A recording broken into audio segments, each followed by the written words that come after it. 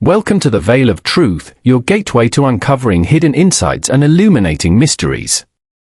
I'm thrilled you've joined our global community. Whether you're watching from a bustling city skyline or a quiet countryside, we're glad you're here. Globe showing Europe, Africa, so tell me, where are you tuning in from today? Chapter 1, A Peaceful Village Disturbed. There are few places in England as serenely ordered as the village of Havocombe. Tucked neatly among the rolling hills of the south, it possessed a quiet dignity, a cluster of tidy cottages, a modest square with its war memorial, and a single inn where the postman, the vicar, and the retired colonel would exchange remarks on the weather and the state of the world. To most who passed through, it seemed the very picture of tranquility, unspoiled, dependable, safe. It was here, on an afternoon in early autumn, that Hercule Poirot arrived. The famed Belgian detective, always a figure of immaculate composure, stepped down from the motorcar with his usual air of precise self-satisfaction. Not a speck of dust clung to his patent leather shoes, and his moustaches, those magnificent, symmetrical creations, were trimmed to perfection. "Mon ami," he said to Inspector James Lyle, who had driven him down from London, "this is the kind of place where a man may order his thoughts. It is so peaceful, so tidy, it pleases me." Lyle, a tall, good-natured man with a perpetually weathered face, smiled. "It's a bit dull for my liking, Poirot, but I thought you might appreciate the calm. The Merricks are decent people, old family, live in that fine house by the green. You'll like them." Poirot inclined his head. "And you say Monsieur Merrick is an acquaintance of yours?" "Yes," said Lyle. "James Merrick, retired solicitor.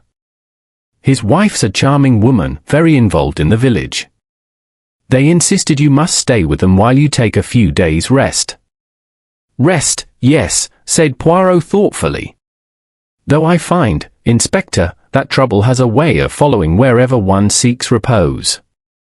Lyle laughed, thinking it a jest. Poirot merely smiled. The Old Rectory, where the Merricks lived, was a handsome Georgian house of mellowed red brick and ivy. Its lawns were clipped to perfection, its windows gleamed in the pale light, and every rosebush seemed to have been trimmed by a hand as meticulous as Poirot's own. He was received at the door by Peters, the butler, a solemn, silver-haired man whose manner conveyed both loyalty and discretion. "Welcome, sir," said Peters, bowing slightly. "Mr. and Mrs. Merrick are expecting you in the drawing-room." Inside, the house bore the quiet elegance of old English taste, portraits of ancestors on pale walls, polished oak furniture, and the faint, comforting aroma of beeswax and lavender. Mrs. Merrick came forward to greet her guest, a gracious woman in her early 50s, with kind eyes and a calm voice. "Monsieur Poirot, we are honored to have you. My husband speaks of Inspector Lyle's work often, and it is a pleasure to welcome one of his friends." Poirot bowed slightly. "Madam, you are too kind. It is I who am honored to rest in such a home of good order and good taste." Mr. Merrick joined them, a tall man with a lawyer's cautious air and a habit of rubbing his chin when in thought. Conversation flowed easily, of the weather, of London, of the countryside's small excitements. Poirot admired the garden, spoke approvingly of the roses, and accepted tea served with precision. By late afternoon, the shadows had lengthened. From the kitchen came the faint clatter of dishes and the comforting smell of supper in preparation. The peace of the household seemed absolute. It was during this quiet hour, when all was most still, that the first discordant note struck. A cry, sharp and frightened, rang from the far end of the corridor. Poirot set down his cup instantly. Mrs. Merrick had gone pale. "That was Martha," she whispered. "Something's wrong, come quickly." They hurried to the study. The heavy oak door stood wide open, and Martha, the parlour-maid, stood frozen at the threshold, her hand pressed to her mouth. Inside, the small wall safe, built neatly beside the fireplace, hung open. Its door swung slightly on its hinges, and the lamplight gleamed upon the empty shelves within. Mr. Merrick strode forward. "Good heavens! It's been opened. Mrs. Merrick's face drained of colour. James, the Silver Knight. It's gone. Poirot stepped closer, his gaze sharp but calm. The Silver Knight, madam. She turned to him, trembling. An old family piece, a small statuette of a knight in armour, all in silver. It has been in the Merrick family for generations. My mother entrusted it to me when she died. It was always kept in that safe. Inspector Lyle bent over the open door. No marks, he said slowly. No scratches, no sign of forcing. You're certain it was locked? Of course, said Mr. Merrick. I locked it myself last night before we retired. Only my wife, Peters, and I have keys. Poirot's grey-green eyes flickered from the safe to the floor, to the fireplace, to the window fastenings, all in a single, deliberate sweep. He knelt, examined the carpet's edge, the faint outline of a smudge near the mantel, and a few grains of soil scattered by the door. Most curious, he murmured. There has been no violent entry.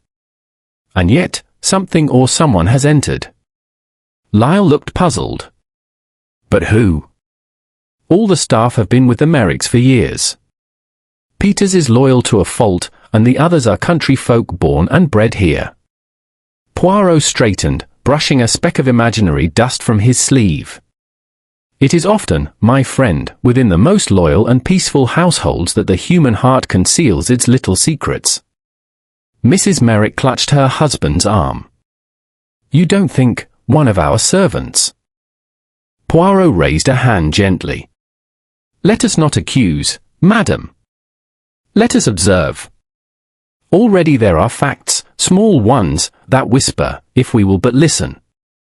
He turned once more to the safe. You say the knight was all of silver? Then it must have been of some considerable weight.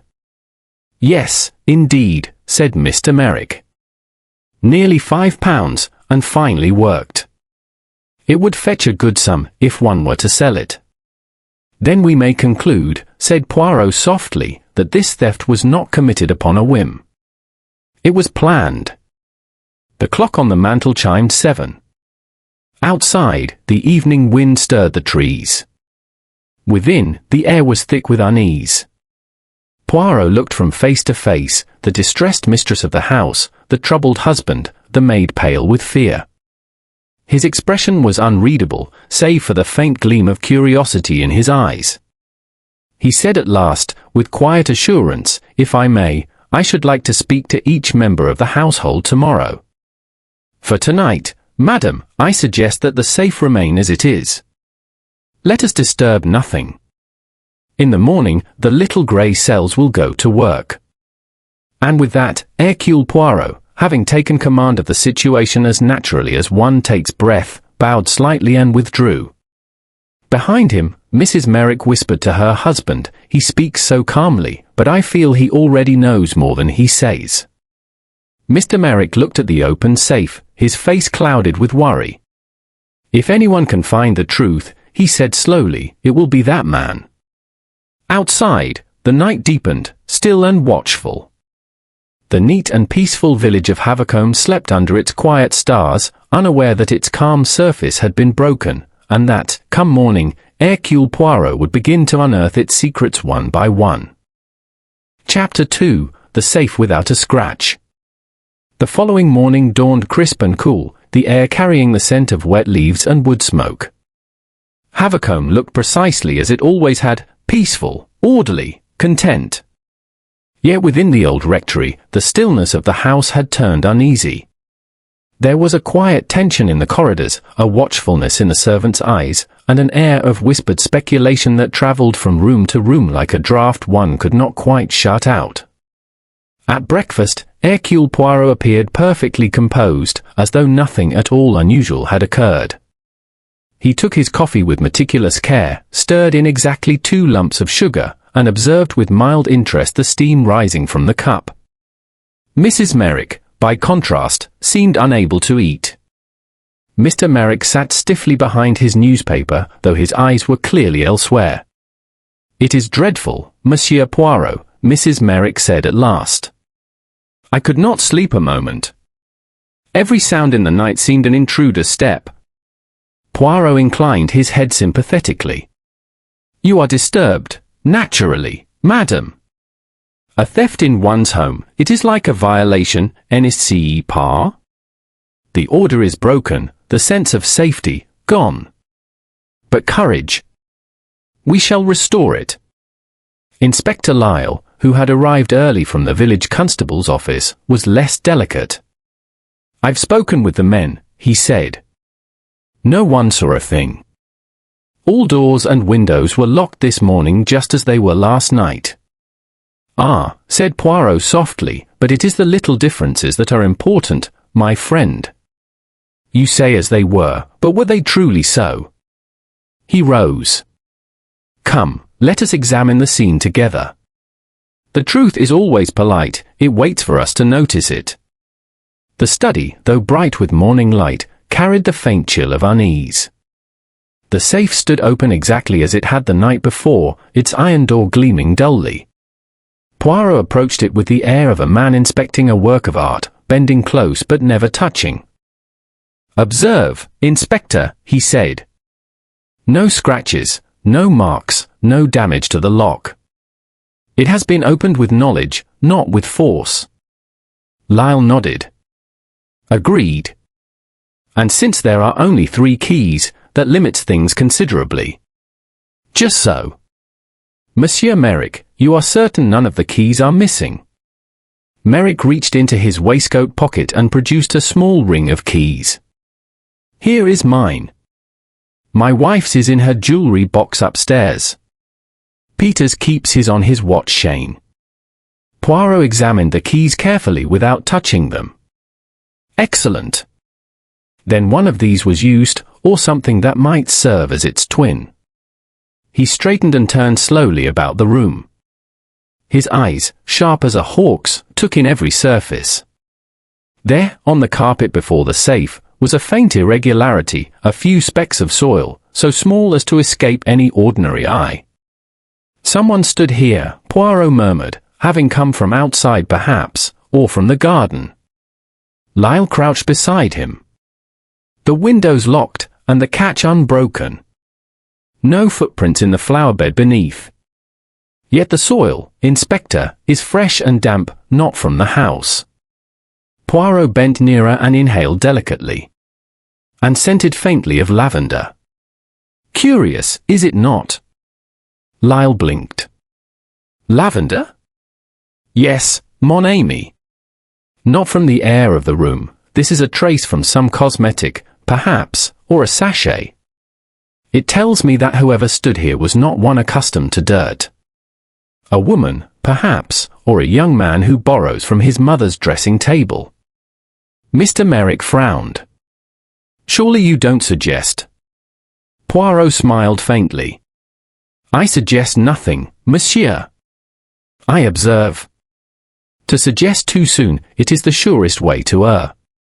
Having completed his inspection of the safe, Poirot moved about the room with delicate precision. His hand hovered over the desk, the window latch, the clock upon the mantelpiece. He examined the small statuette's pedestal, empty now, and the photograph frames arranged neatly beside it. Nothing was displaced. Nothing out of order. "That," said Poirot quietly, "is the most telling sign of all." Mrs. Merrick, who had entered quietly, looked puzzled. "What do you mean, Monsieur Poirot?" "Order, madam. It is too perfect. The thief has disturbed nothing but the one thing he sought. That speaks of knowledge. This was no hurried act of greed, it was deliberate, exact. The thief knew where the silver knight lay and how to take it without sound or struggle." Lyle looked uneasy. "You're thinking it was an inside job?" Poirot gave a small shrug. "One must think of everything. But let us not yet condemn. There is time for that." A gentle knock came at the door, and Peters, the butler, appeared. He stood with his usual dignity, though his face was pale. "Begging your pardon, sir," he said quietly, "but might I speak a word with you, Inspector?" "Go ahead, Peters." "I examined all the windows myself at 10:30, as I do each night. The safe was locked. I am willing to swear to that. At 11, I saw Master Tom come in from the garden. He said he'd been smoking, so I thought nothing of it. He went straight to his room." Poirot's eyebrow lifted a fraction. "Ah. And this was after the safe was locked?" "Yes, sir." "Merci, Peters. You have been most helpful." When the butler had gone, Mrs. Merrick's face was stricken. "Tom? Oh, surely not. He would never?" Poirot's voice was gentle. "Calm yourself, madam. Youth has its secrets, yes, but we shall not leap to judgment. Still, it is interesting. One might ask what drew him to the garden so late. There is nothing to see there in the dark, unless one seeks solitude or concealment." Lyle crossed his arms.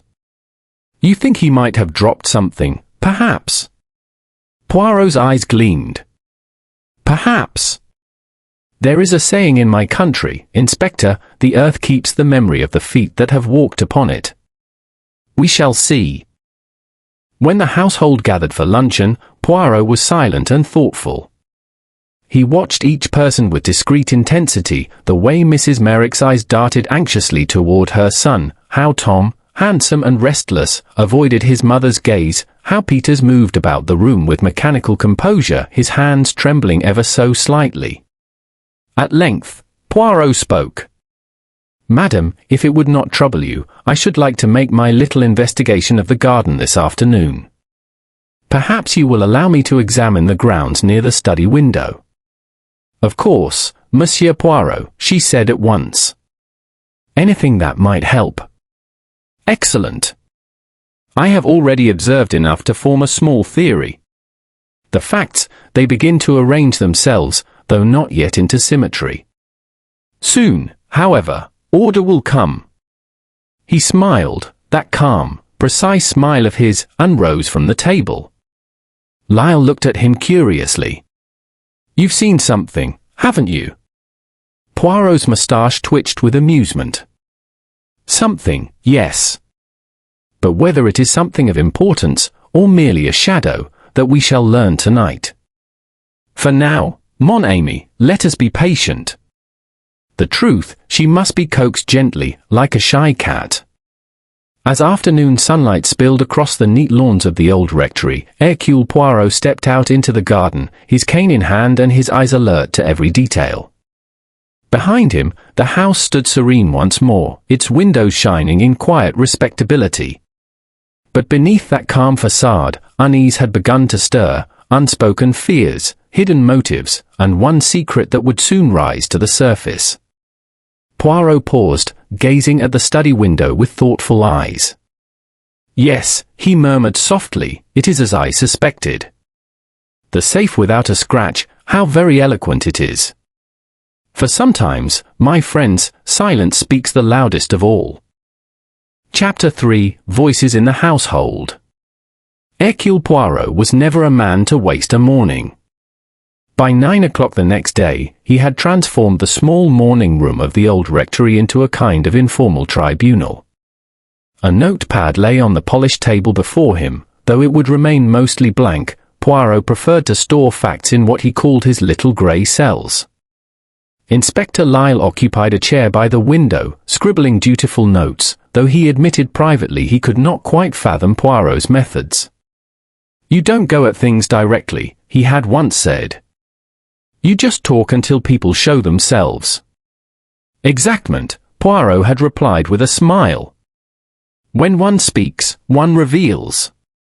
And when one listens, one sees." Now, with the family's consent, Poirot began to see indeed. 1. Peters, the butler.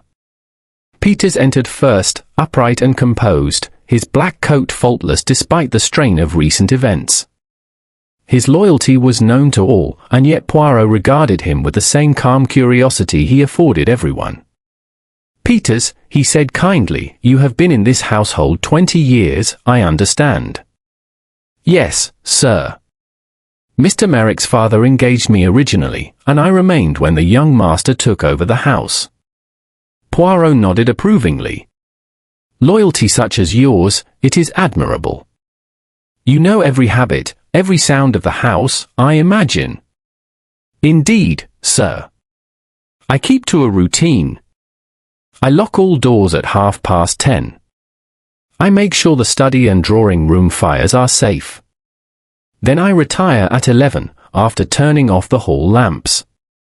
And on the night of the theft, I did exactly that, sir. I locked the study myself. The safe was shut. I saw Mrs. Merrick extinguish the lamp herself. I can swear it." Poirot leaned forward slightly. "And yet, something unusual, you noticed perhaps?" The butler hesitated. "Nothing certain, sir. Only a faint sound later, when I was in my room. A creak, perhaps, from the corridor. I thought it might be Master Tom returning late, as I'd seen him outside earlier." Poirot's eyes glinted. "Outside, yes. Near the garden, was it not?" Peters nodded. "Yes, sir. By the rose arch. He said he'd been for a walk." Poirot smiled faintly. "Merci, Peters. You have been most exact. That is always valuable." When the butler had gone, Lyle leaned closer. "You trust him?" Poirot shrugged elegantly. "Trust, my friend, is a matter of the heart. I prefer evidence, which is a matter of the head. For the moment, we reserve judgment." 2. Clara, the maid. Next came Clara, the young housemaid, a slight girl with nervous hands and large, uncertain eyes. She curtsied, twisting the hem of her apron as she stood. "Please sit, mademoiselle," Poirot said gently. "You must not be afraid. You have done nothing wrong, none." "No, sir," she stammered. "At least, I don't think so." "Good. Then let us speak quietly, as friends. Tell me, what did you observe the night before last?" She hesitated. "I had gone up to my room after turning down the beds. It was near midnight, I think, when I heard footsteps. Light ones, passing my door." "Ah? From which direction?" "From the main stairs, towards the study. I thought perhaps it was Mrs. Merrick, sir, so I didn't look out." Poirot tilted his head. "You are sure it was footsteps? Not the sound of the house settling?" "It was footsteps, sir." And she stopped suddenly. "And?" Poirot encouraged softly. "There was a smell. Lavender, faint but strong enough to notice." Poirot smiled, just a flicker. "Lavender again. Très intéressant. Thank you, Clara. One more question, who among the household uses such a scent?" She bit her lip. "Mrs. Merrick does, sir, and sometimes her son. He borrows her handkerchiefs when his own run out. I've seen him do it more than once." Poirot's eyebrow rose. "Ah. That is a most curious habit." "Merci, mademoiselle. You have helped more than you know." As Clara left, Lyle exhaled. "She's a timid one, but observant. Lavender again, same as you found in the soil." Poirot nodded. "It is the perfume of this little mystery, mon ami. Wherever we turn, it follows." 3. Tom Merrick. Tom Merrick entered next, handsome and confident in appearance, though a little pale. He was perhaps 23, with the careless energy of youth. He smiled, but there was tension in the gesture. "Morning, Mr. Poirot. I hope this won't take long." My mother's half beside herself. Poirot regarded him kindly. I regret the distress, Monsieur Tom. You were out late that night, were you not? Yes. I'd been walking. Needed air. So Peters tells me. The air, it was perhaps too pleasant to resist. Tom shifted slightly. I'd been at the inn earlier, talking with friends. When I returned, I couldn't sleep, so I went round to the garden. Harmless enough, surely? Of course, said Poirot pleasantly. And yet you did not re-enter the house by the main door. No, the French window was unlatched, so I came in that way. Didn't think it mattered. Très bien. You are frank, that is good. Poirot smiled, but his eyes missed nothing. Tell me, have you ever used your father's safe? Once or twice, to fetch papers when he was away.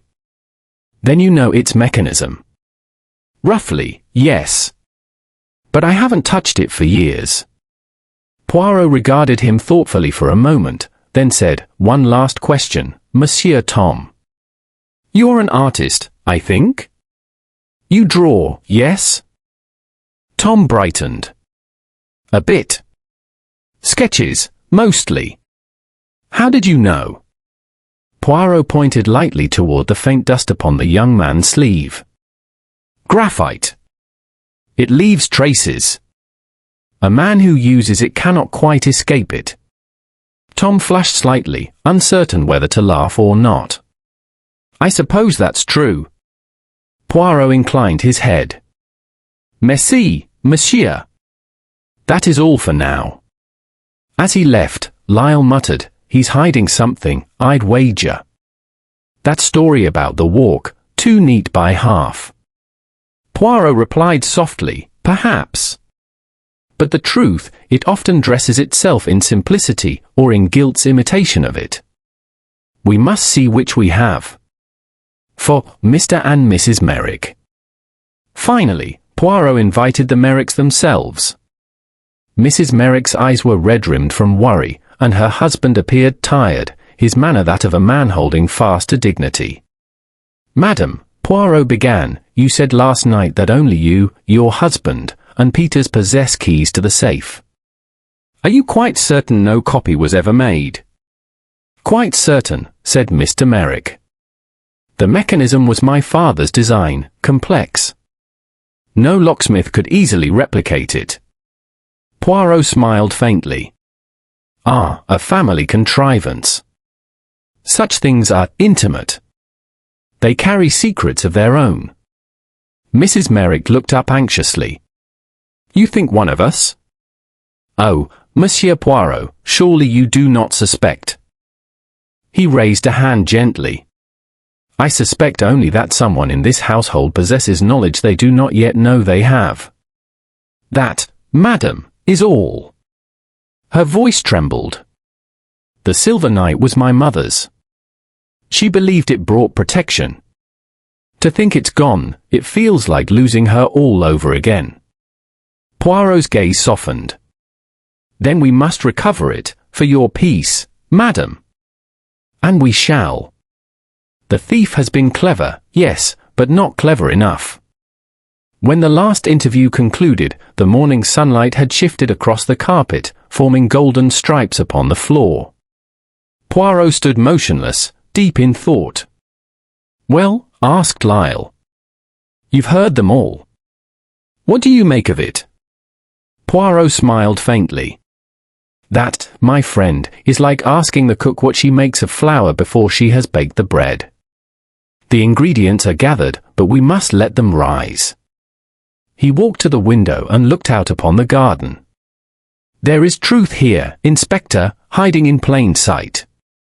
A theft that leaves no damage, a perfume that lingers too long, and a son who walks at midnight. Tell me, does that sound like peace to you? Lyle shook his head. Not in the least. Poirot turned, his eyes bright. Then let us prepare, mon ami. The garden will speak next, and when it does, I believe we shall hear the whisper of guilt itself. Chapter 4: Footprints in the Garden. The morning after his interviews, Hercule Poirot stepped into the garden of the Old Rectory with the serene purpose of a man who knows that nature, like people, never lies, it merely conceals the truth beneath a little disorder. The air was crisp, touched by the scent of dew-drenched leaves and faint wood smoke from distant chimneys. Beyond the clipped hedges, havercombs stirred quietly awake. Poirot paused a moment on the terrace, his cane in hand, his eyes scanning the neat lawns and gravel paths. "Ah," he murmured to himself, "how perfect, how symmetrical." And yet, it is always in the most ordered places that the smallest irregularity shouts the loudest. Inspector Lyle followed behind, notebook ready. "If you ask me," he said, "whoever did this wasn't fool enough to leave traces out here. Peters keeps the ground spotless." "Precisely why any trace that is left," Poirot replied, "is of the greatest significance. When a garden is immaculate, one muddy footprint is like a shout in a cathedral." 1. The first trace. They began their examination near the study's French window. The grass beyond was short and even, glistening with dew. Poirot knelt, carefully, so as not to soil his immaculate trousers, and studied the earth beside the paving stones. "Look, mon ami. You see?" Lyle crouched beside him. "Small marks, like toes, but faint. Could be a woman's shoe, or a young man's." "Just so. And note the depth, not heavy. Whoever made this was light on the feet." Poirot's gaze moved to the sill of the French window. "The latch was left slightly misaligned, I think. See the faint scuff on the paint? It has been opened from without. But Peters swore he locked it." Poirot smiled. "I do not doubt that he did. Yet locks and latches, they obey clever fingers as readily as keys. Tell me, Inspector, what if the person who entered did not consider it breaking in at all?" Lyle frowned. "You mean, someone with a right to be here?" "Perhaps." Poirot straightened, brushing an invisible speck from his sleeve. "The thief is not an intruder, my friend. He, or she, is one of this house. That, I am now certain. 2. The soil and the shed." Following the faint trail across the lawn, Poirot came to the small gravel path leading to the garden shed, a modest structure of weathered timber and ivy, half hidden by climbing roses. The path showed a few disordered patches where soil had been pressed down. Inside, the air smelled of oil and dust. Gardening tools lined the walls with military neatness, rakes, shears, and trowels all arranged in size order. Yet Poirot's sharp eye found what Lyle would never have noticed, a faint smear of silver polish upon a cloth tossed in the corner, and beside it, a candle burned down to a stub. "Curious," he murmured, lifting the cloth delicately between two fingers. "This is from the Merrick's own silver cabinet, I think. It still bears the scent of the same polish." Lyle looked uneasy. "You think the statuette was cleaned, or perhaps wrapped, in this?" Poirot nodded slowly. "It is possible. A thief who intends to sell a valuable silver piece might polish away any fingerprints. Or, he might intend something else entirely." He glanced around once more. "And here, the candle. It was used recently, the wax still soft where it dripped. Someone has worked here at night." Lyle's voice was low. "You think the thief hid the silver night in here?" Poirot smiled. No. That would be too simple. Our thief is clever, but also, I think, sentimental. He hides not the object, but the meaning. 3. A chance encounter. As they stepped back into the sunlight, a voice called across the garden. "Inspector Lyle." "Monsieur Poirot." It was Tom Merrick, striding from the direction of the stables. His expression was casual, but his tone held a trace of forced cheer. "Looking for clues, are you?" "I've checked the gates myself, nothing disturbed." No footprints but ours. Poirot regarded him with polite interest. A most diligent effort, Monsieur Tom. Tell me, do you ride often? Every morning, when I can. Keeps one fit. Poirot nodded. And yet yesterday, you did not? I saw no fresh prints from the horses. Tom hesitated a moment too long. Ah, no, I was busy with a sketch indoors. A sketch, yes, said Poirot softly. You are an artist who works with great attention to form, I think. Perhaps you notice things others do not. Tom shrugged, uneasy. I notice when something's missing, certainly. My mother's been in tears since that theft. Poirot's gaze rested gently on the young man's face. Indeed. You're a good son to care for her distress. He paused, then added lightly, Tell me, Monsieur Tom, when you last walked through the garden at night, did you pass by the shed? Tom blinked. Well, yes. I often cut through there when coming from the orchard. But surely you don't think. I think nothing yet, said Poirot, bowing slightly. Only that truth has a way of treading the same path twice. For Poirot's reflections. When Tom had gone, Lyle exhaled. That lad's nervous. You can see it. Poirot was silent for a moment, gazing across the quiet garden. He is nervous, yes. But is it guilt or fear for another? That we must decide. There is devotion in his manner toward his mother. And yet. He turned toward the house, his expression thoughtful. You saw the butler's face yesterday, Inspector? The tremor in the hands? The eyes of a man who bears a burden. Peters knows something. Perhaps he suspects, perhaps he protects. Lyle frowned. You think Peters might be covering for the boy?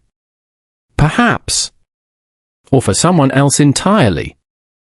In these old houses, loyalty is often the shadow of guilt.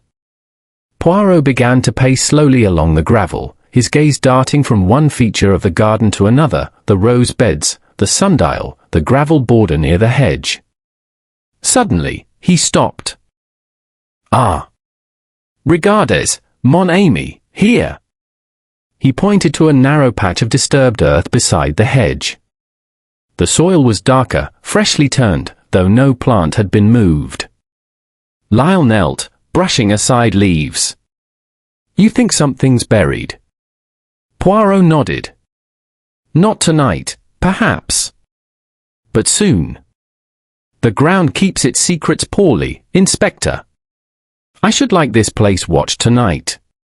Quietly. You expect the thief to return? Poirot's eyes gleamed. The thief is no ordinary criminal. He, or she, will return to correct an error. There is always a mistake, mon ami. Even in the perfect crime. 5. A whisper of lavender. Before they returned to the house, Poirot paused once more by the French window. He leaned close to the frame, inhaled lightly, and nodded. There.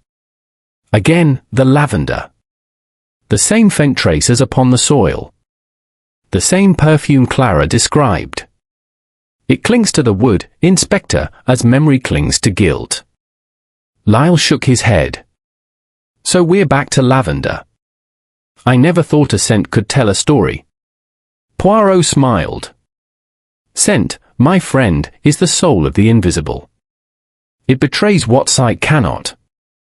And here, it tells me that whoever entered that room did so without fear, without haste. The smell is too consistent to be accidental. It lingers because the act was calm. Calm. Lyle repeated. Breaking into a safe. Poirot's voice was almost tender. Ah, but this was not the work of a stranger forcing a lock.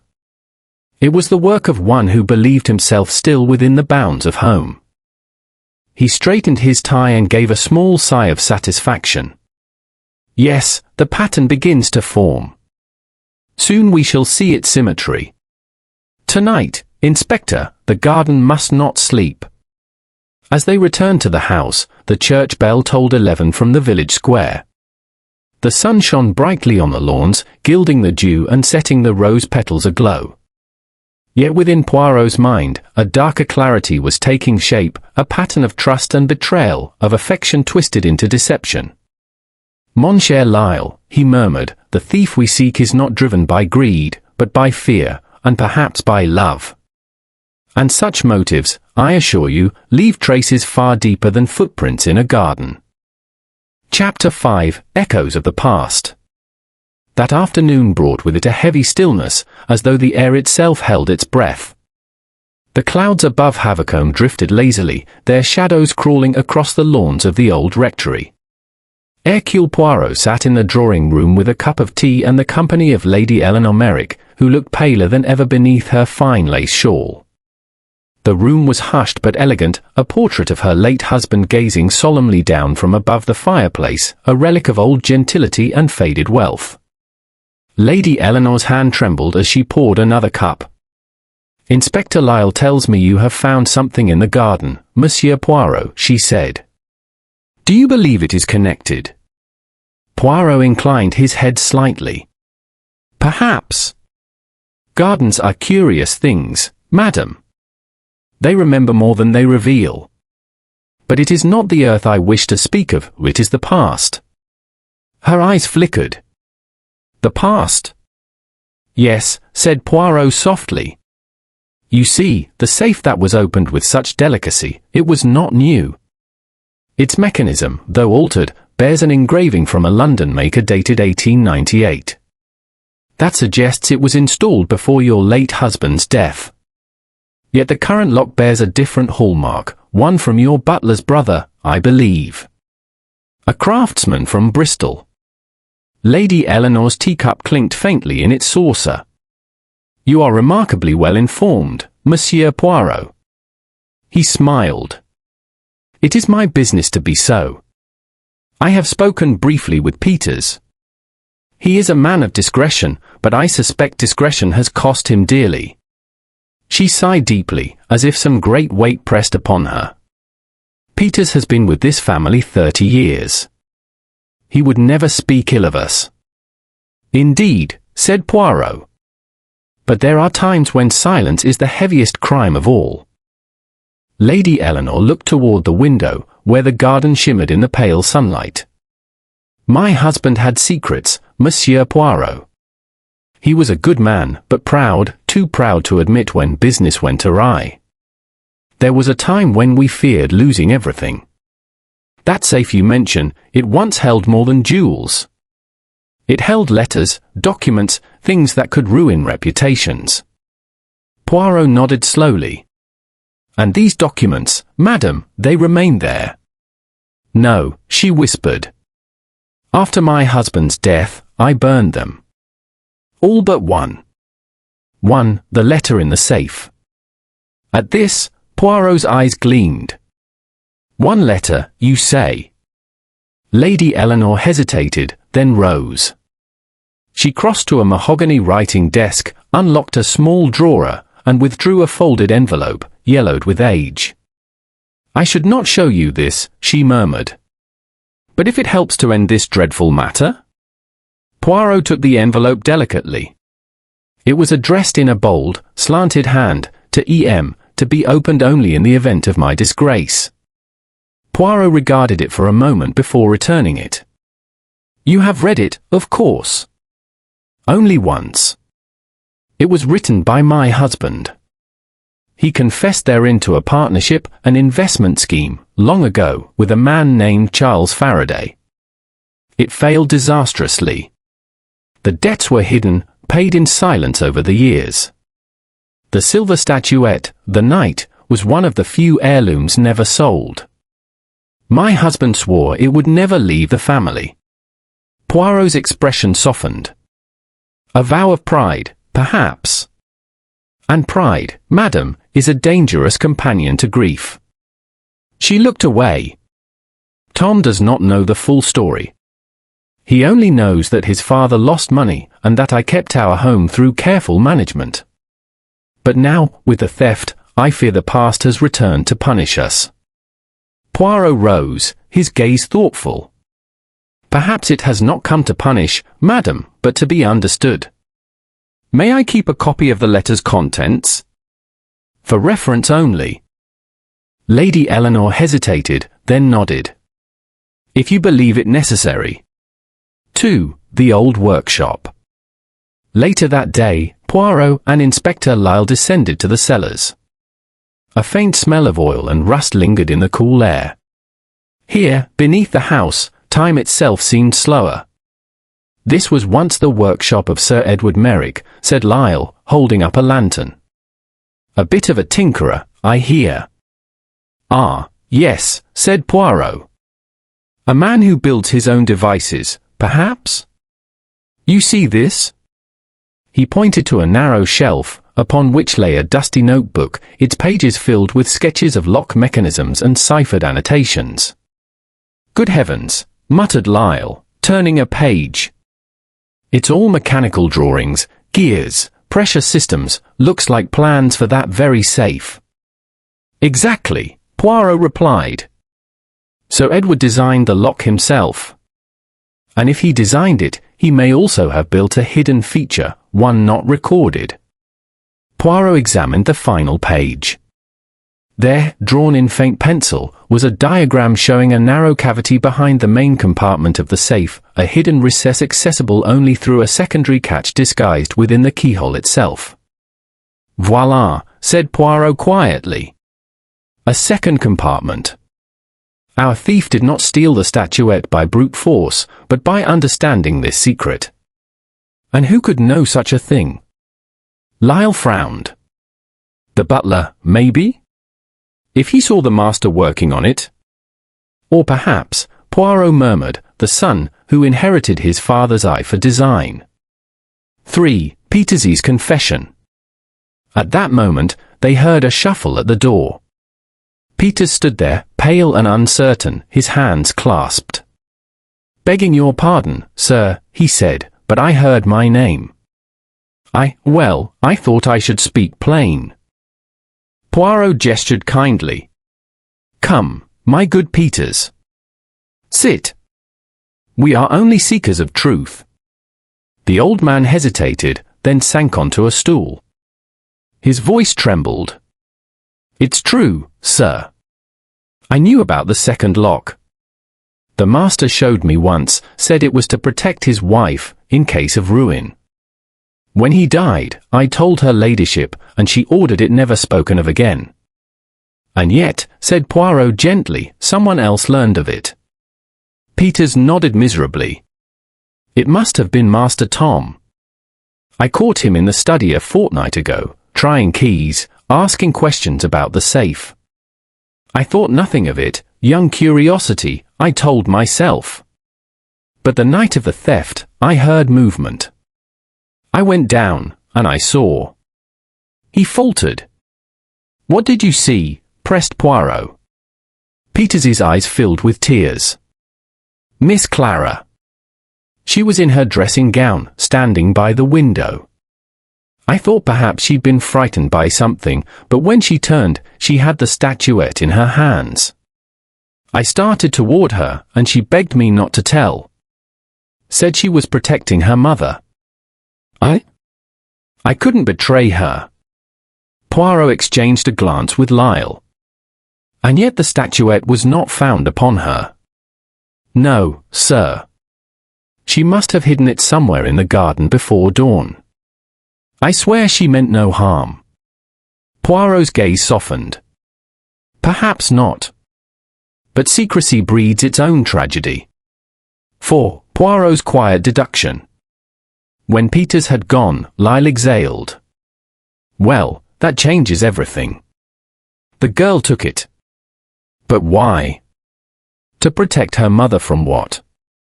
Poirot moved to the window, watching the afternoon light fade across the fields. "We shall see. But consider, my friend, the letter, the debts, the vow never to sell the Silver Knight. Suppose someone discovered that the heirloom itself was not pure silver, but hollow? That within it a final secret was hidden, or a confession, perhaps, or proof of fraud. Lyle's brow furrowed. You mean Sir Edward hid something inside the statuette? Poirot turned, his eyes alight. Exactment. And someone in this household knew it. The theft, then, was not of metal, but of truth. He straightened his cuffs, serene once more. We must be patient. Tonight, we shall watch the garden. I think our visitor will come again, driven by fear, by love, or by both. And when they do, mon ami, we shall be ready. Outside, twilight crept across the lawns, and the first chill of evening stirred the roses.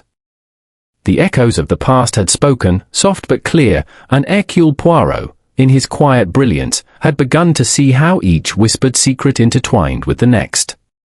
Ah, he murmured as he extinguished the lantern, the pattern reveals itself, like a tapestry, threads of guilt and devotion woven too tightly to separate. But fear not, my little grey cells will untangle them yet. Chapter 6, The Silver Unearthed. The following dawn broke grey and low, a thin mist creeping across the lawns of the Old Rectory. The roses hung heavy with dew, every leaf seemed to hold its breath. From the window of his guest chamber, Hercule Poirot surveyed the garden as though studying a chessboard before the final move. He dressed with care, a fresh collar, a perfectly folded handkerchief, and his patent leather shoes polished to their customary mirror sheen. Order and precision, he murmured, they calm the little grey cells and help them see clearly what others overlook. When he descended to the breakfast room, he found Inspector Lyle already waiting, a newspaper folded beside his untouched coffee. You've been up since dawn, my friend? Poirot asked, pouring himself a cup. Couldn't sleep, Lyle replied. We kept the watch on the garden as you ordered, 2 men stationed by the hedge all night. No one came. Ah, said Poirot lightly, but patience, Inspector, is the first rule of the gardener, and the detective. 1. The unearthing. At 7:30, a commotion broke out by the rose beds. Peters, the butler, came hurrying in, his usually calm face drawn and pale. Sir! Monsieur Poirot! You had better come at once, he gasped. It's the gardeners, they've found something. Within moments, Poirot, Lyle, and Lady Eleanor were gathered at the edge of the garden near the hedge, where a patch of earth had been freshly disturbed. The mist was lifting now, and the morning light caught the glitter of something metallic protruding from the soil. A gardener knelt beside it, brushing the dirt away with trembling hands. There, sir, he said. Just where we turn the beds every spring. Found it barely a foot under. Poirot crouched, observing intently. Then, with a gloved hand, he lifted the object free, a gleaming silver figurine of a knight on horseback. Even through its thin coating of soil, the statuette shone brilliantly. The silver knight of Merrick Hall, murmured Lady Eleanor. So it is found at last. Inspector Lyle examined it with awe. Not a scratch on it. Whoever buried it took care. Indeed, said Poirot quietly. Too much care, perhaps. Look, mon ami, the polishing marks. The cloth used was coarse, leaving tiny fibers caught in the base. The thief wished it to shine, not merely to hide it. Lady Eleanor clasped her hands. Then it was never meant to be stolen. Poirot's eyes glimmered. Perhaps not. Perhaps it was meant to be protected from discovery. 2. The evidence mounts. As Lyle took charge of the evidence, Poirot's gaze moved to the footprints surrounding the disturbed soil. The ground was soft from dew, 3 sets of impressions were visible.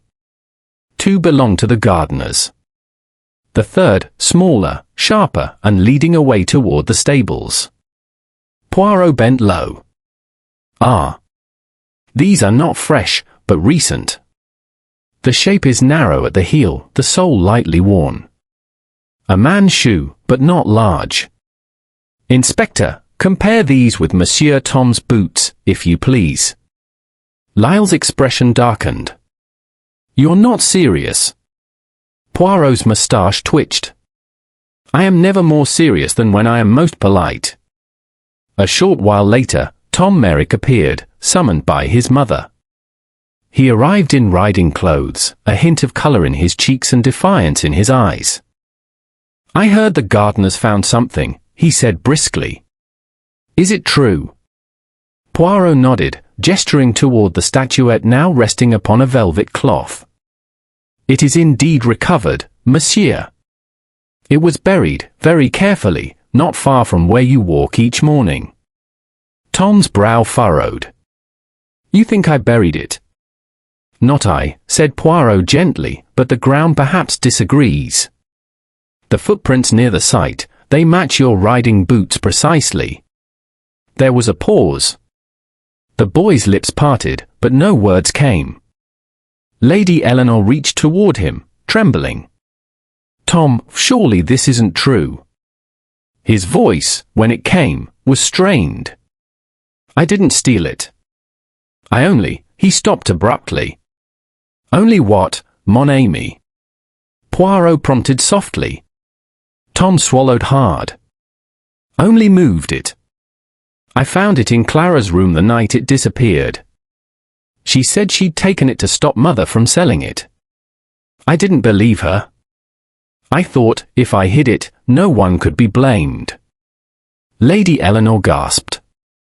You mean, you thought your sister a thief? No. I thought she was frightened. I was trying to protect her. Poirot watched him closely. You buried it, then, to keep peace in the family? Tom nodded miserably. Yes. I planned to put it back when things settled. But now it looks as though I've done something dreadful. Poirot tilted his head, studying the young man's pale face. And yet, monsieur, even lies told from love can wound most deeply. Still, your honesty now may heal what secrecy has poisoned. 3. The hollow secret. Poirot lifted the silver knight once more, turning it under the light. His fingers lingered on a fine seam along the horse's flank, so faint it was nearly invisible. Ah, he murmured. As I suspected. He took a thin paper knife from the table and gently pressed along the seam. With a soft click, the figurine's belly opened, revealing a narrow cavity lined with velvet. Inside lay a folded scrap of parchment, brittle with age. Lady Eleanor uttered a small cry. What is that? Poirot removed the paper delicately and spread it flat upon the table. It was a letter, written in a bold, familiar hand. To my wife and children, Poirot read aloud, should ever the truth of my dealings come to light, know that the silver knight is my confession and my atonement. Within this shell lies my honor, and my folly. I falsified accounts to preserve our home. Let it be known that no debt shall pass to my heirs. Signed, Edward Merrick. There was silence. Only the ticking of the clock broke the stillness. Lady Eleanor's eyes glistened with tears. My husband, all these years, she whispered. Poirot folded the letter again. He sought to protect his family's name, madam, even beyond the grave. The theft, you see, was not of greed, but of fear. Clara must have discovered this note, and taken the statuette to spare you the shame of its contents being known. Inspector Lyle exhaled slowly. And the boy hid it, thinking he was protecting her. My word. What a tangle of good intentions. Poirot smiled faintly. Precisely, my friend. In families, the line between guilt and love is often as thin as that hidden seam. 4. The calm before the truth. As the morning drew on, the air in the old rectory grew lighter, though tension still lingered like a fading mist. Clara was cooled down at last, pale and silent, her eyes glistening with both fear and relief. When shown the letter, she wept openly. I thought it would hurt Mother to read it, she said brokenly. I only wanted to keep it safe. Poirot regarded her kindly. Mademoiselle, you have done a foolish thing, yes, but a noble one. It is not in theft, but in silence, that harm was done. The truth, now spoken, brings healing. Lady Eleanor embraced her daughter, tears falling freely. My dear child, you meant only kindness. Your father would have forgiven you. Poirot turned to the window. The garden beyond was bright now, washed clean by sunlight. Ah, he said softly, the air is clearer at last. But, my friends, let us not yet close the book. For though the night is found, and confession revealed, there remains one small question unanswered. Lyle looked up.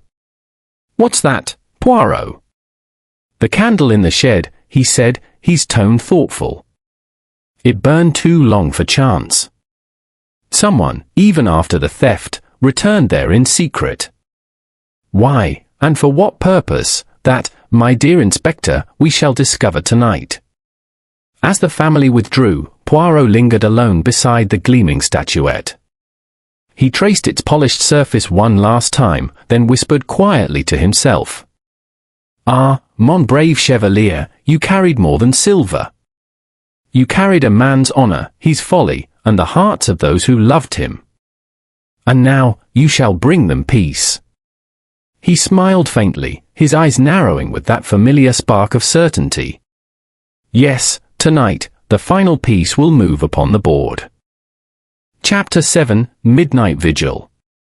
The air that night hung heavy with expectation. A low wind drifted through the gardens of the Old Rectory, stirring the rose bushes so that their shadows trembled like living things upon the walls. Inside, all was still. The Merricks had retired early, though few had found sleep. It was a night steeped in silence, the kind that comes before confession or disaster. In the study, Hercule Poirot sat alone before the darkened window, a small lamp casting a golden pool of light upon the polished desk. The silver knight rested upon the table beside him, gleaming faintly in the dimness, its hollow heart now empty of secrets. Inspector Lyle stood near the doorway, his posture tense. You're certain, Lyle whispered, that someone will come? Poirot's moustache quivered slightly as he smiled. Certain? Ah, non, my friend. But I have reason, and that is better than certainty. The thief, or rather, the keeper of this little mystery, has made one error too many. Such a person will not sleep while the statuette lies unguarded. There remains one loose thread, and human nature, mon cher, cannot resist pulling at a thread. 1. The house in darkness. By 11 o'clock, the lights throughout the house had been extinguished. Only the faintest glow from the study remained, filtered through a gap in the curtains. Outside, in the moonlit garden, 2 constables moved silently to their positions near the hedge. Poirot and Lyle waited in near darkness. The old clock upon the mantelpiece ticked with irritating precision, each second echoing like a heartbeat in the quiet room. Poirot sat perfectly still, hands steepled, eyes half closed. At last, there came a sound, a faint creak from the hall. Lyle stiffened. Poirot lifted one finger in warning. The sound came again, soft footsteps, hesitant, approaching the study door. The handle turned. The door opened a fraction, then wider. A slim beam of moonlight fell across the threshold, and in its glow appeared the figure of Peters, the butler. 2. Peters in the moonlight. He entered slowly, his face pale, his manner oddly calm. He wore his dressing gown, and in his hand he held a small key. He went directly to the desk and stood over the statuette, breathing deeply, as though wrestling with some great decision. Then, with trembling fingers, he lifted the silver knight. Ah, came a soft voice from the shadows, so, it is you, mon ami. Peters froze. Poirot rose quietly from his chair, his eyes glinting in the lamplight. Do not be alarmed, he said gently. Sit, if you please. You have carried too heavy a burden, I think. Peters's voice shook. I meant no harm, sir. None at all. I believe you, said Poirot. But you must tell me why you came. The theft is solved, the statue restored, and yet you return to it, at midnight. Why? The old man's shoulders sagged. Because I cannot let it go, sir. I was the one who helped Sir Edward make it, that hidden compartment, the velvet lining, all of it. I knew what it held. I thought, perhaps it was best destroyed, once found. Poirot's gaze softened. Destroyed? To protect whom? To protect them all, Peters said brokenly. Her ladyship, Miss Clara, Master Tom, they've suffered enough. The truth of the letter was shame enough. But there was more, something Sir Edward wrote and never sealed. It was hidden deeper still. I found it when you opened the statue. He drew from his pocket a crumpled piece of parchment. Poirot took it silently and unfolded it. The writing was the same bold hand as before, but this letter was shorter, harsher. To Charles Faraday, it began, I have done what I must. The funds you demanded are yours. But if you ever threaten my family again, I will see that the law finds you first. Poirot read it twice, then looked up. So, Sir Edward's ruin was not only his doing. There was blackmail. Peters nodded miserably. Yes, sir. The man Faraday died years ago, but I feared the letter would stain Sir Edward's memory forever. That's why I came, to take it, and burn it. 3. Poirot's calm revelation. Poirot sighed softly, his expression one of grave compassion. You have a loyal heart, Peters.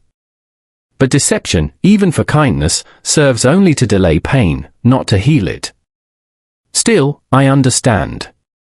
It is not easy to watch the family you love suffer. I'd have done anything for them, Peters murmured. When Sir Edward passed, I swore to her ladyship I'd keep every secret he left behind. Even from her children. Poirot asked. The butler looked away. Especially from them. Poirot's voice grew quiet.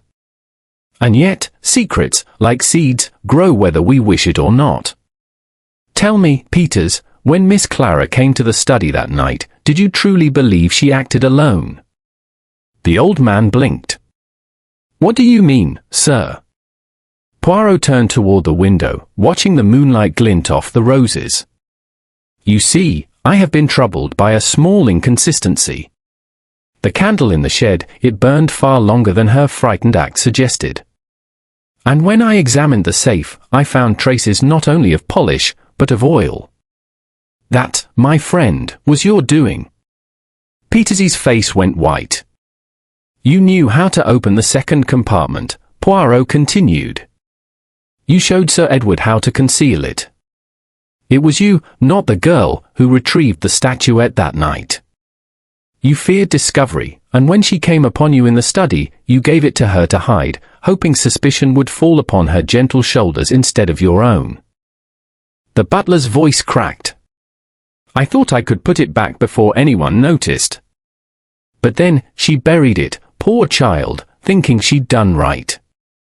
Lyle stepped forward. Then it was you who broke the latch on the French window. Yes, Peters whispered. I left it ajar to slip through later. I couldn't bear the thought of them knowing what their father had done. Poirot's tone remained calm, almost tender. Ah, but now they know, and still they love him. That, you see, is the beauty of truth. It wounds, yes, but then it heals. For, the weight lifted. For a long moment, the only sound was the wind in the trees. Poirot placed a hand gently upon the butler's arm. My good Peters, you have served this family faithfully. I shall not see your loyalty mistaken for villainy. You will tell the truth, yes, but with dignity.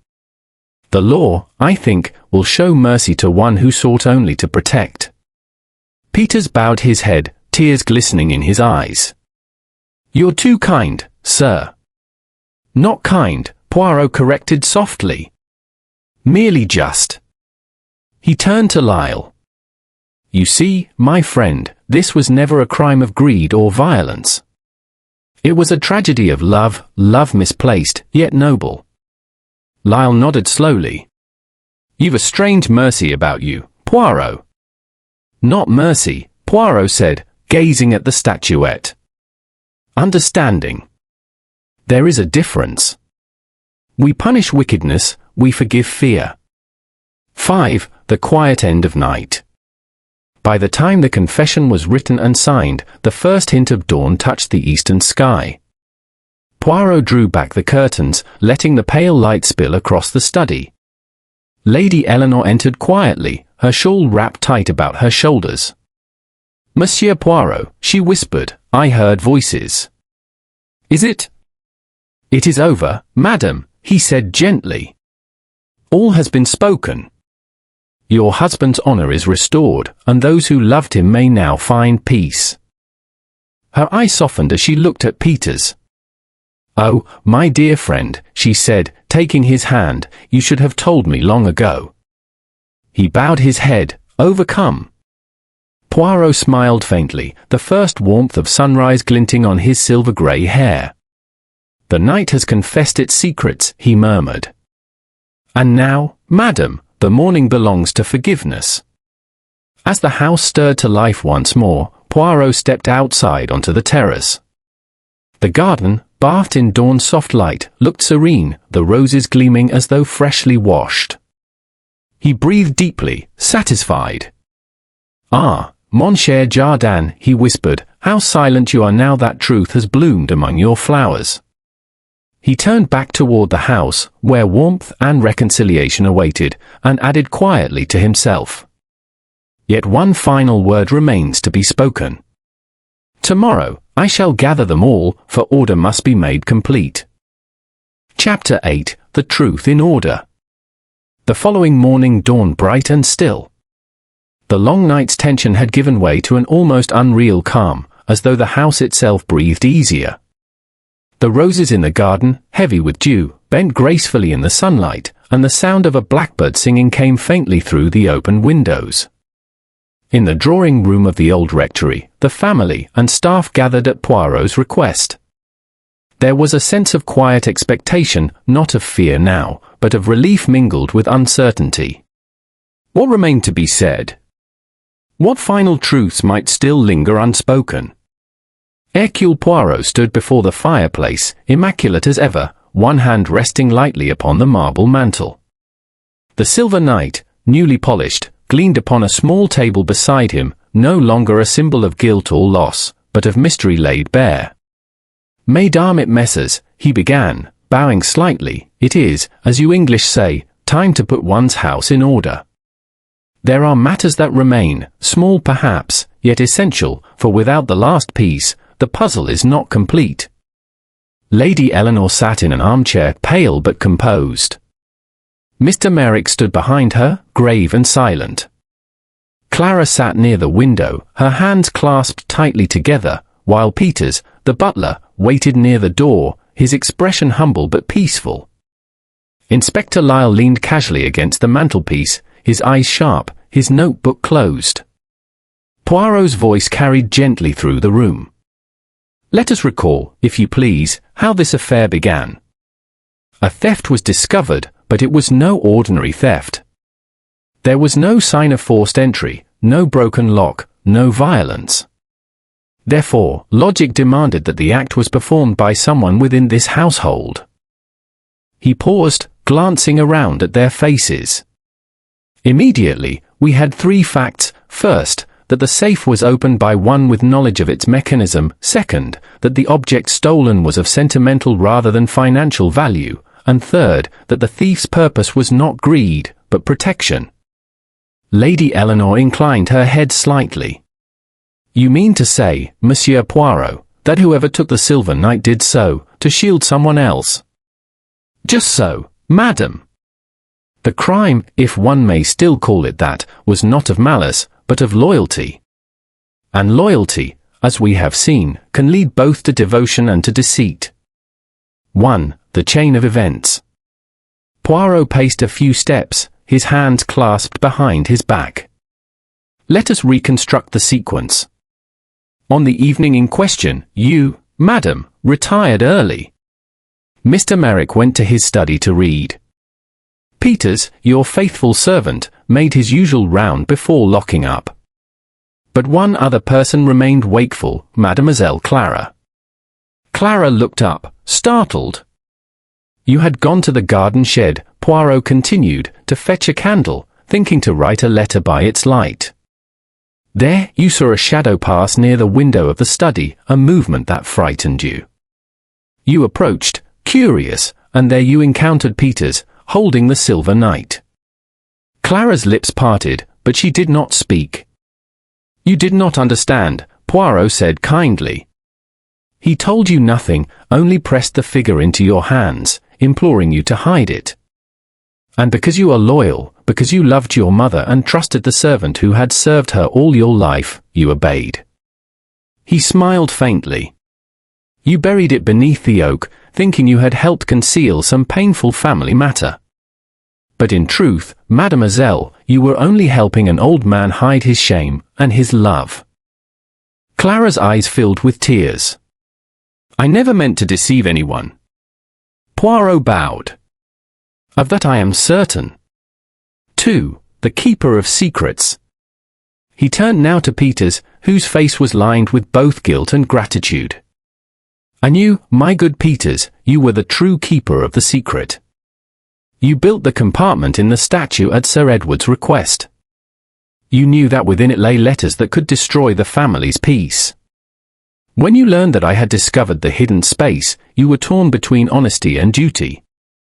You feared exposure, and so, at night, you crept down to take the object and destroy its contents before it could be examined. Peters's voice trembled. I thought it was the only way. Poirot nodded gravely. Perhaps it was for a man who lives by service and honor. But in doing so, you created the very suspicion you hoped to avoid. The great irony, you see, is that no one here would have condemned you, not truly. Lady Eleanor rose slowly from her chair, her voice soft. Peters, you have been part of this family for 30 years. Whatever you did for love of us. I can forgive you that. The butler bowed his head, overcome. Poirot inclined his own, a faint smile upon his lips. You see? The truth, though painful, has power to cleanse. That is why I say, never fear it. 3. The hidden letter. Poirot lifted the silver knight from the table, turning it gently in his hands. The morning light caught its polished surface, dancing upon the armor's curve. This small figure, he said thoughtfully, was not merely an ornament. It was a vessel, of guilt, of remembrance, of secrecy. Within it lay 2 letters. The first we found, the confession of Sir Edward, a man who sought to clear his conscience before his death. But the second. He tapped the knight's base lightly. The second, hidden deeper still, was the true revelation, the letter addressed to a man named Charles Faraday, whose greed had driven Sir Edward to despair. Was a letter of warning, and of courage. It proved that Sir Edward, though deceived by circumstance, acted to protect his family's good name, not to tarnish it. Mr. Merrick's expression softened. Then my wife's father was not the scoundrel some believed him to be. No, monsieur, said Poirot firmly. He was a man who made errors, yes, but who faced them with honor in the end. The stain upon his memory is gone. Lady Eleanor's eyes shone with tears. I cannot thank you enough, Monsieur Poirot. He bowed. The thanks are unnecessary, madam. I am content when the truth is put in order, for in order lies peace. 4. The final understanding. There was silence for a few moments, broken only by the rustle of leaves beyond the open window. Poirot stood very still, his gaze thoughtful. You English, he said at last, smiling gently, you speak often of justice as something stern, cold, a matter of punishment and law. But there is another kind of justice, n'est-ce pas? The justice of the heart. It is that which we have served today. Lyle gave a short laugh. You mean you've solved it without a single arrest? Poirot's eyes twinkled. Mais oui. Is that not the ideal ending to every case, when one may say no one is wicked, only mistaken? The inspector shook his head admiringly. You'll ruin my profession, Poirot. Ah, Poirot murmured, I leave you plenty of wickedness elsewhere, mon ami. But not here. Here, there shall be only peace, and roses. 5. Epilogue. Later that afternoon, Poirot walked alone through the garden. The silver knight had been returned to its rightful place upon the mantel, gleaming once more, its secrets finally spent. The air smelled of lavender and cut grass. As he strolled among the paths, Clara joined him. Monsieur Poirot, she said quietly, do you think Papa would be pleased, wherever he is? Poirot regarded her kindly. I think, mademoiselle, that he would be content, for truth, at last, has come to dwell in his house. She smiled faintly. And you, monsieur, what will you do now? Me. Poirot's eyes sparkled. I shall go home to London. There is a very small grey suit that needs pressing, and a moustache that demands its daily attention. And perhaps, I shall rest. She laughed softly. You've earned it. He paused at the garden gate, turning to take one last look at the tranquil house. The windows shone in the afternoon sun, the roses nodded gently in the breeze. Ah, he said contentedly, the order is restored, the heart is at peace, and the silver knight, he keeps watch once more. Truly, it is a good ending. With that, Hercule Poirot, the little man with the magnificent moustaches and the mighty mind, tipped his hat, and walked down the quiet lane of Havocombe, leaving behind him a village forever changed by truth, yet gentler for having known it.